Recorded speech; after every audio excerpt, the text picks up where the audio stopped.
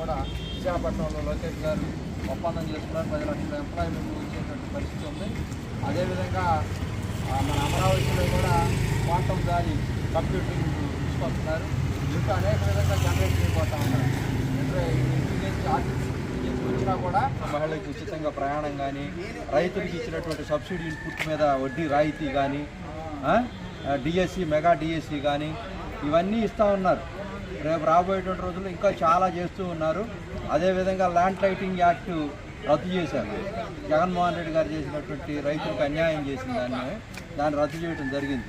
అదేవిధంగా ఇప్పుడు మన విజయవాడ కేంద్రంగా మెట్రో ట్రైన్స్ కానీ అన్నీ కూడా వాళ్ళు టెండర్లు పిలుస్తూ ఉన్నారు. అనేక అంశాలు, ఇన్నర్ రింగ్ రోడ్డు కానీ, అమరావతి డెవలప్మెంట్ కానీ చాలా అంశాలు చేస్తూ ఉన్నారు. అవన్నిటి మీద మీ అందరూ సంతృప్తిగా ఉన్నదిగా. సమస్యలు ఏమన్నా ఉన్నాయా? మీకు ఏదన్నా సమస్యలు ఉంటే చెప్పండి.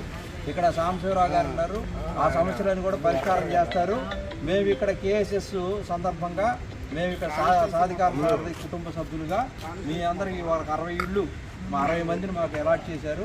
ఇక నుంచి మేము మీ అందరినీ చూసుకుంటూ తెలుగుదేశం పార్టీకి అనుబంధంగా ఇక్కడ 200 రూపాయలు 300 రూపాయలు తేడా వస్తుంది. ఆ 300 మిగులుతున్నాయి కదా అన్న క్యాంటీన్ వల్ల 5 రూపాయలు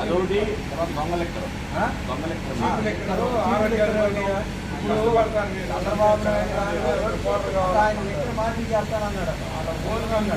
కానీ మంచి లెక్కలు ఇస్తూ తక్కువ రేట్లు ఇస్తూ ఆరోగ్యాలు ఇప్పుడు అమ్ముతాను సార్ 100 రూపాయలు కూడా.